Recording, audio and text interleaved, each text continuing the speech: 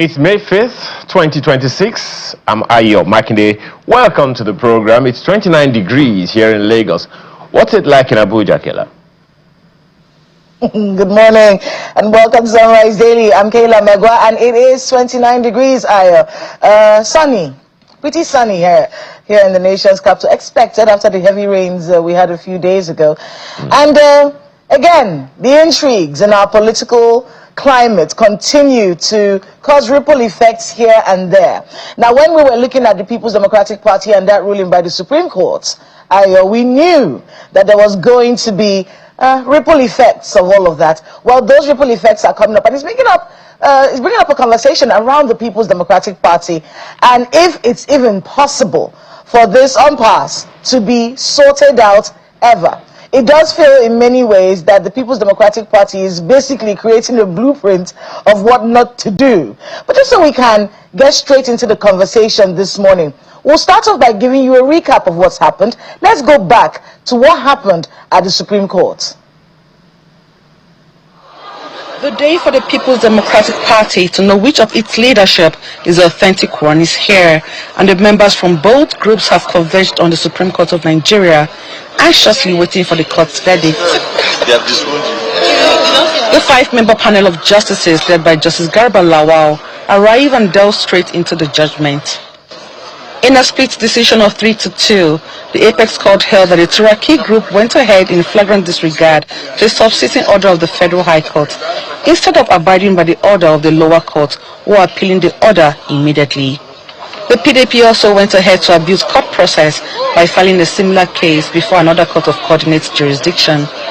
The Apex Court further held that the action of the Turaki-led group made a mockery of the judiciary and the court. Consequently, Justice Ada upheld the verdict of the appellate court and dismissed the appeal by the Turaki-led group.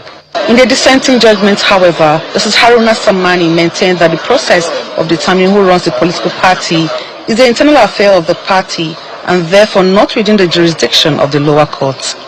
They further held that the former governor of Jigawa State, Sule Lamido, did not explore internal conflict resolution mechanisms of the PDP before rushing to the Federal High Court. What groups react to the judgment? It's a sad day in the administration of justice in this country. A situation where a court, not just any court for that matter, but the Supreme Court of Nigeria, will raise an issue promoting an issue that has not been raised in the grounds of appeal of the parties, an issue that has not been raised in the argument and breached fine by the parties before the court, and then make that issue the basis of the judgment without giving the parties an opportunity to address it on that issue, something that cannot be explained. The party has moved on for a long time. You can see we are already preparing for our primaries. People are purchasing their forms. By end of the May, we should conclude all the primaries and we are going to participate. So we are not asking those who are doubting Thomases that PDP is back and alive, very strong and healthy. Former governor of Jigawa State, Sule Lamido, had sued the PDP on the grounds that he was denied the nomination form to participate in the Ibadan convention. Emmanuela Ekele, Channels Television News. All right, so that was what happened initially. After that, we now found out that there was something that held yesterday, the PDP NEC meeting, right? And that particular meeting is making us wonder if this is going to ever be sorted out at all. So the leadership crisis in the party has basically refused any kind of solving. Members of the PDP that are loyal to Governor Seyi Makinde after that Supreme Court judgment, and the former Senate President Adolphus Nwabara, they inaugurated a 13-man interim national working committee. And here's how that went. Some prominent members of the People's Democratic Party, including Governor Seyi Makinde of Oyo State, former governor of Niger State, Babangida Muazu, and former Senate President Adolphus Nwabara, are holding their National Executive Committee meeting in Abuja. Thank you very much, sir. And by extension, the meeting is essentially to ratify the decisions of the PDP Board of Trustees led by Adolphus Wabara. According to the former Senate President, the April 30th judgment of the Supreme Court created a leadership vacuum in the party and placed the burden of inaugurating an interim leadership on the party's Board of Trustees. As you are already aware, the Board of Trustees under my chairmanship assumed administrative leadership of our party in line with the empowering provisions of the Constitution of the PDP as amended in 2017, following the judgment of the Supreme Court, which on Thursday, 30th April 2026, stripped the PDP of a national working committee. This 103 NEC meeting is, among other things, principally convened to fashion out ways to chart a new course for our party. Central to this is the appointment of an interim national working committee.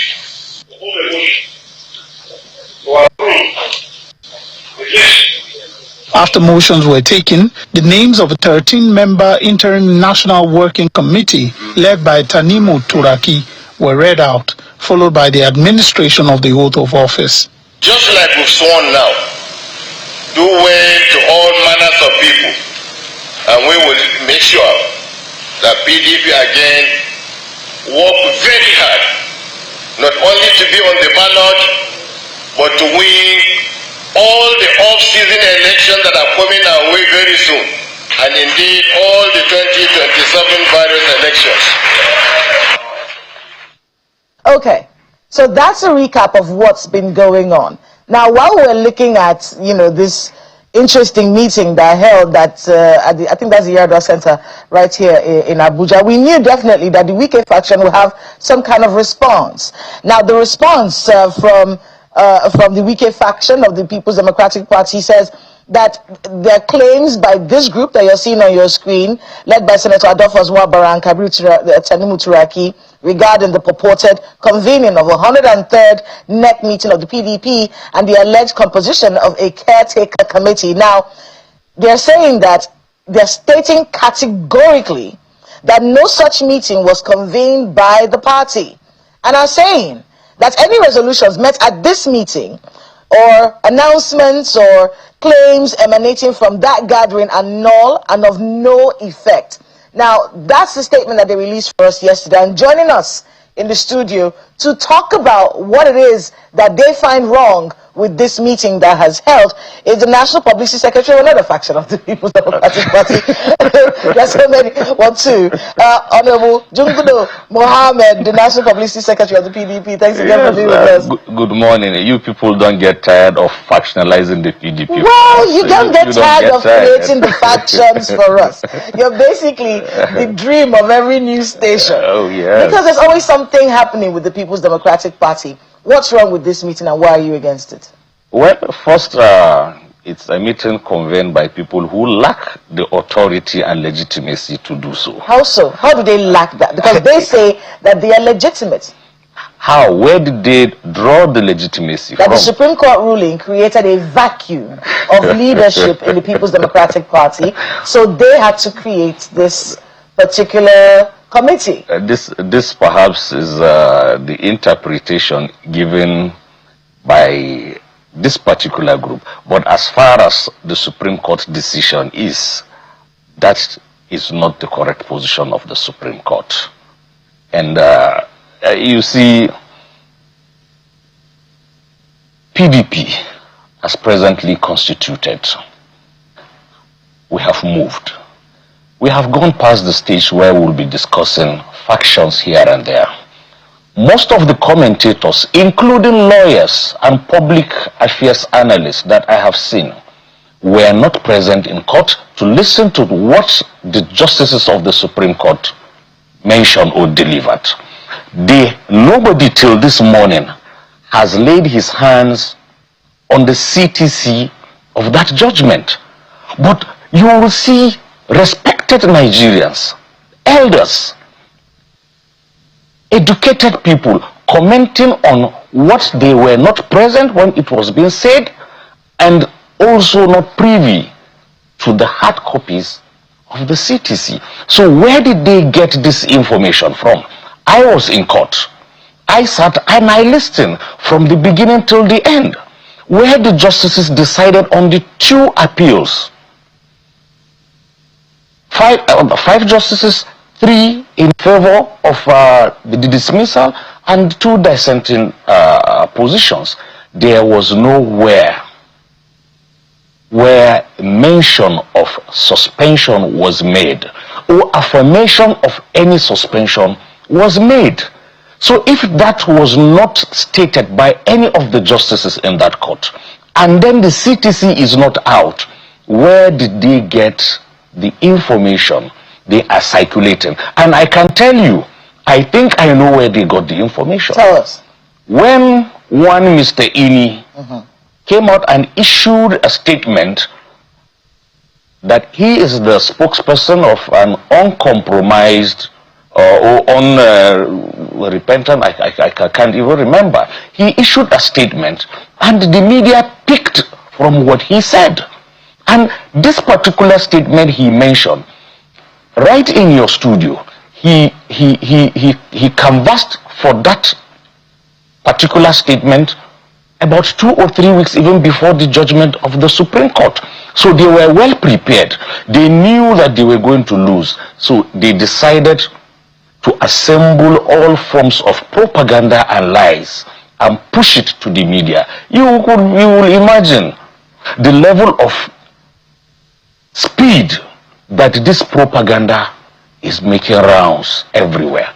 But the PDP has moved on, and the issue of suspension, expulsion was never an issue canvassed, argued, and decided by any of the justices at the Federal High Court, Justice Lifu or Justice Omotosho. So I wonder where and how. And even the Court of Appeal statement that they are making so much weather, heavy weather on that.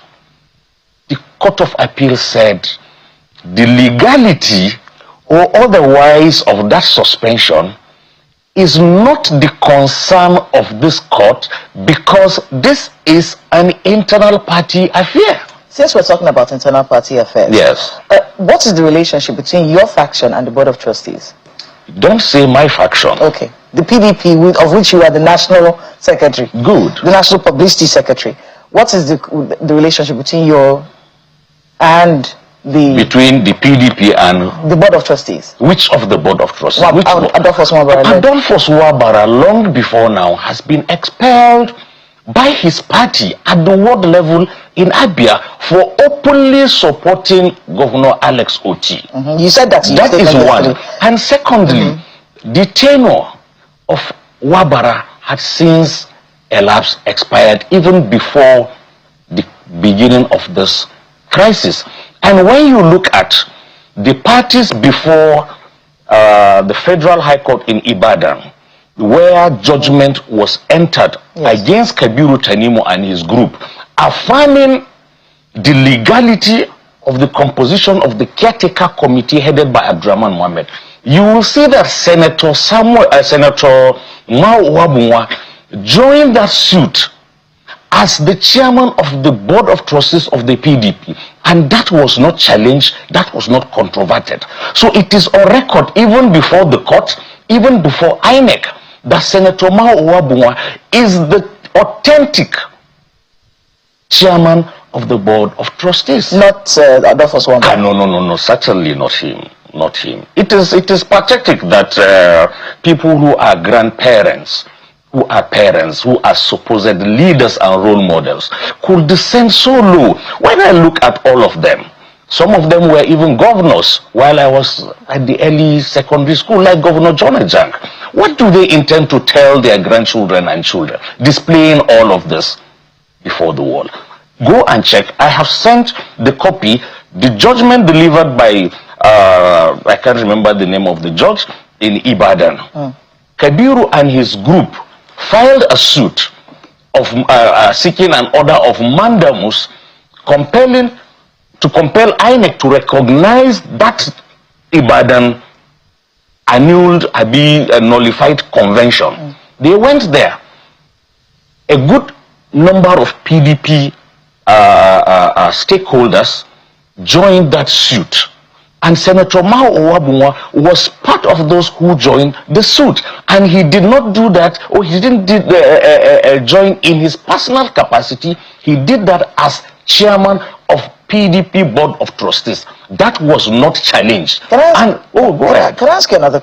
Oh, yes. Because you see, this quarrel has been going on for a very long time. Is it a quarrel? And to be honest, it's a bit disappointing to see the PDP where it is right now. I have to be honest with you. Because for the Nigerian people, we grew up on your party. Remember? Oh, yes. This was the party. This was the party. It doesn't seem like that party is there anymore. It is. Just, to be fair, are you going to have a presidential candidate for 2020? Let's even get there. Who are you going to? You are not aware. Who are you supporting for the presidency? Let me use this opportunity to educate tell you us. Okay. and other Nigerians that already we have the original caterpillar, the orator of the 9th Senate, distinguished Senator Sandy Ono. He has since picked our presidential nomination form. Okay. So if at the end of the primaries he emerges, certainly he will be our presidential candidate. And if, as it is today, by the close of the cells, nobody picks, automatically he is going to be our presidential candidate. He has the energy, the knowledge, Sandy Ono. Will beat Tinubu in 2027. Why not? That's the plan for him to beat That's Tinubu. very well. Very well. And we need to even understand these issues of suspension, this and that. We cannot be discussing a tenure of a working committee that has since expired. We cannot be talking, we cannot be bringing a caretaker committee that has elapsed since. And the basis. One of the main leaders of your group is supporting President Bola Ahmed Tinubu for 2027. You know this. He is a stakeholder in the party. Okay, so how because you say you have a candidate. Yes. How do you feel about that? The fact that one of your leaders is supporting. He is entitled to his own opinion. That's not considered anti-party in your view. For us, he is exercising his constitutional right. He's a national leader. He is the national leader by virtue. Of your party is supporting President Bola Ahmed Tinubu for 2027. He is an appointee. He is an appointee of the president. But he's a national leader of your party. Very well. That's not anti-party activity. Undisputed. It's not anti-party. He is not doing anything anti-party. What is the definition of anti-party? Working against the interest of the party. The interest of the party is for Sandy Ono to be the presidential candidate and beat President Bola Ahmed Tinubu. Very well. And then the national leader of the party is supporting the candidate of the APC. He is doing. Let me distinguish this thing. He is an appointee of the president. I hope you get this. Okay. And it is his duty as well to see what he can do to promote the national unity and national interest of the country. And he is doing so in exercise of his right as a citizen of this country to support his boss, which is the President of the Federal Republic of Nigeria. But for us in the People's Democratic Party, we are doing everything to make sure we defeat President Bola Ahmed Tinubu. Is Wike going to be following you for campaigns? Even if he doesn't, the majority of the PDP members across the country will do so. Will he be supporting you in the campaigns? Even if he doesn't. Would he be required to, as national leader, he should follow you on campaigns? We have not, and we have never compelled the Honorable Minister to extend any form of support to the PDP. He is doing so out of personal volition. Well, he's the national leader of your party. I am still telling you that we have never met him, that, oh, Mr. Minister, please help us do this, help us do that. No, we have never. And it is, let me even tell you, there is no political party that will not wish to have a Nyesom Wike in their midst because of what he can do. And I am telling you in clear terms that we are doing everything possible to defeat President Bola Ahmed Tinubu, with or without the support of the Honorable Minister. We will do that. We have never extended any request to him, and he has always been there to support. So, do we now shut our door to someone who has been, supporting the party? No, we wouldn't. And let me go further, please. At the expiration, or like I said earlier, I am not interested in discussing what happened under Damagum. The basis for the coming, or the foundation for the coming of this present National Working Committee is the Caretaker Committee. And that Caretaker Committee is duly recognized by INEC as at then. And then that Caretaker Committee was duly recognized, and the Federal High Court in clear terms said, right before this court, we have found out from the affidavit submitted by Senator Samuel Anyanwu that there is already a Caretaker Committee in place by the party. Honorable, I'm a little confused, but maybe Ayo can help us, can help both of us. Go ahead, Ayo. Honestly, Kayla, I promise you, I assure you, you're on your own. But I have questions for Honorable. I have questions for you. Oh yes, go ahead. My colleague asked if you said that we in the media, in your response to Kayla, when he said factional publicity secretary, national publicity secretary, said we are the ones creating the factions. Well, we are not creating factions. We are not INEC. However, let me ask you this. Governors Makinde and Bala Mohammed, are they still members of the PDP, or have they been suspended? They've been expelled last year, November. A day, that very fateful day where Governor Bala Mohammed and Makinde invaded the Secretariat. So they were expelled and no longer members of the PDP. Okay. Does the same thing go for Senator Adolphus Wabara and the Board of Trustees that held that meeting? Are they also suspended or expelled? Wabara was expelled right from his ward in his state for anti-party activities. So the meeting that held, the 103rd NEC meeting that held, as far as you are concerned, it was not the PDP that organized it, even though it carried the insignia of the PDP. Is that correct? Very well. Okay. It is not PDP, and very soon, just wait for what will follow. We would like to know what using the insignia of the PDP. We would like to know what goes, because I mean, if you said that what Mr. Wike is doing is not anti-party activities, does that mean that meeting was held by impersonators, and consequently the PDP, your PDP, is going to litigate? Well, we are looking at all possible things that needs to be done in order to forestall the occurrence of allowing impostors to continue to make use of the PDP with a view to causing confusion. But you do know that if you expelled, if Governors Makinde and Mohammed are expelled, there are consequences, or rather there should be consequences to their seat. They were employed by Nigerians on the platform of the PDP. As far as they are concerned, they are still members of the PDP. So if you are saying they are not members of the PDP, are you going to litigate and call them impostors, impostor governors on the platform of the PDP? But when you look at the case of Governor Bala, he has since realized that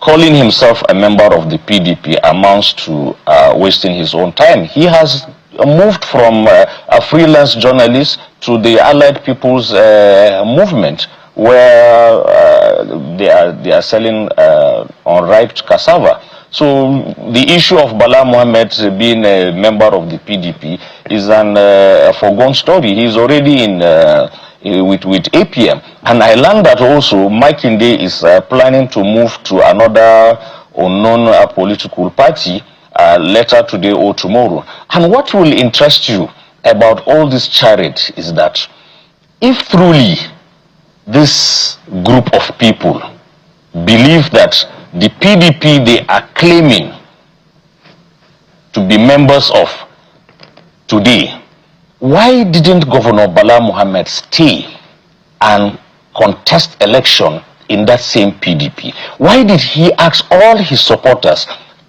who want to contest for election to move to another political party and contest? Why didn't he stay and purchase the form that Kabiru and his committee members said they have started sales of form?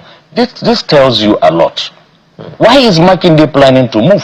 If they know that they are an authentic PDP, they will sell nomination forms, and INEC will recognize the charade they are pushing across the country. They should all stay and purchase their forms. But Bala Mohammed is going to contest for Senate under APM. It tells you how funny kind of characters we have. So if Governor Makinde just look at it, look at the scenarios. Just look at the scenarios. Ibadan convention headed by Makinde in Ibadan failed. Last week they said opposition political summit. Where are they today? Peter will be on one side, Kwankwaso, Atiku, all of them fighting. They call themselves opposition political parties. And that was headed by Makinde. It crumbled, it failed. The NEC or BOTO charade called interim committee will fail. They have failed to realize that whatever Makinde puts his hand on, it collapses. And even the federal high court cases in Ibadan and state high court cases in Ibadan all failed. They failed to learn from history.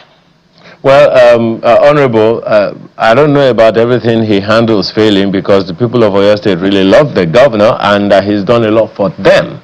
You know, however, but let me ask you, the issues that we are dealing with today, a good number of people who say these are just symptoms of a deeper problem. I mean, you said that you grew up on the PDP. Kayla was saying that as well. Major, opposition parties, a major political party in the country, largest in Africa at some point. But here we are now. There are those who backdate the issues of the PDP to 2011, but now we're trying to treat the symptoms, the consequences of those things. Now, if those issues are not resolved, do you think those issues have been resolved? And if they are not resolved, will the PDP ever be able to get out of its own shadow that it created? We are already out of our shadows.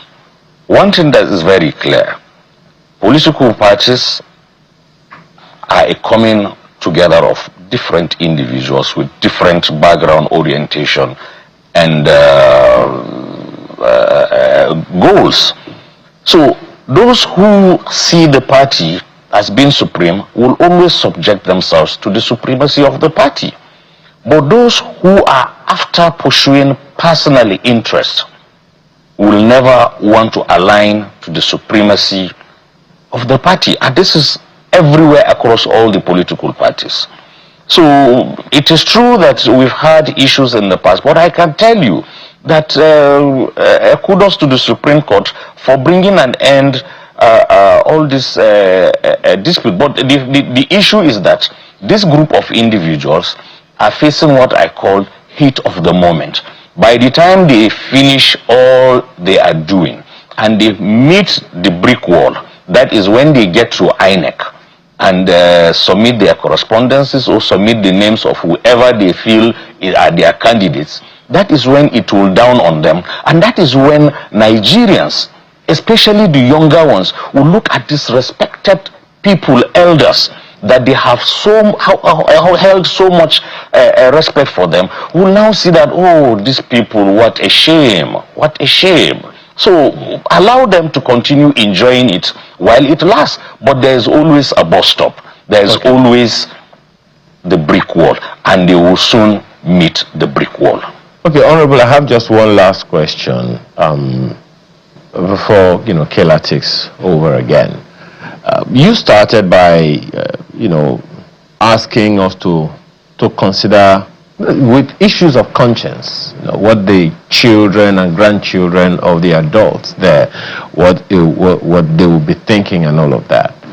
The challenges of the PDP, you may say it's over. To those who are not in the PDP and who are not members of any political party, PDP has greatly disappointed them, because PDP was a force to reckon with while it governed, and the moment it was no longer in government, it became a shadow of itself. Now, I'd like you to speak to conscience, because there are many young Nigerians who are aspiring to become politicians, who many people have challenged to get into politics, otherwise things are not going to get better. If things continue this way, this brickbats that we're getting, this mudslinging from adult to adult continues, it begs the question whether or not they themselves will be able to see any good, in any political party. We were having an interview with a young politician sometime on Saturday, and he was saying if the adults are doing this, we are simply laying precedents for the younger generation. Now, the adults in the PDP are the ones doing this. Speak to conscience, Honorable. Are we laying a good example for the young people? Certainly we are not. And it is shameful, especially when you look at the caliber and the age of the people involved in this. It is true we, the younger ones, are not happy, and we are not learning anything good from this. And I want to speak, and I want to tell these respected elders that please, it is high time. It is high time to let go of any form of ego. Look at the national chairman of the party, Abdurrahman Mohammed. How old is he? Look at Kabiru Tanimo on the other hand. Myself, I am below 50. So whatever it is, I think even if we are wrong, assuming without conceding, the likes of Jonah Jang, Wabara, Kabiru Tanimo should assume a position of national stakeholding and desist from meddling into active partisan politics. They should serve as leaders and not active members of the political party. So it is shameful, but I can tell you that very soon we will be vindicated, and I hope they will not bury their faces in shame. Honorable Jungudu, I'm looking at social media. It's not looking good. They're attacking you. Let me tell you what. I'm in the flurry of messages. Yes. Oh yes. They think that you're insulting the intelligence of the Nigerian. That they even mentioned, they're saying here, how can you say that Adolphus Wabara was removed for anti-party activity for supporting Governor Oti, but the national leader of your party is actively working for and supporting him in the next election, and you don't think that is anti-party activity? Good. But no, I have to tell you the difference. Wike is an appointee of the president. Was Wabara an appointee of Alex Oti? Okay. He wasn't his appointee. You cannot be holding a position of the BOT chairman of a political party and then you'll be supporting another candidate or in another political party. Wike does not have any